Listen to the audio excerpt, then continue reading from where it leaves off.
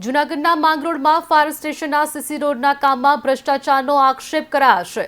Shahpur road ઉપર fire station બનાવવાનો કામ શરૂ કરાયો છે। કામમાં ભ્રષ્ટાચાર કરીને સરકારના લાખો રૂપિયાનો ગેરવ્યાજબી બગાડ થતો હોવાના પણ આક્ષેપો કરાયા છે।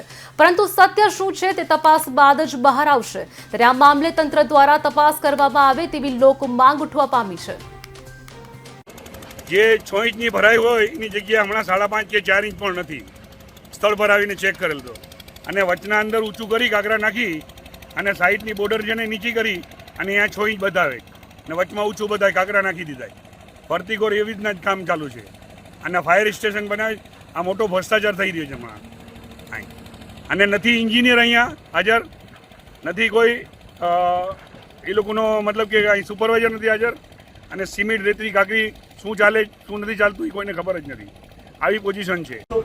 એટલે સરકારી તંત્રને મારી એક નમ્ર અપીલ છે કે આ તાત્કાલિક ધોરણે એની તપાસ કરવામાં આવે અને હલકી ક્વોલિટીનું કામ છે તાત્કાલિક બંધ કરવામાં આવે।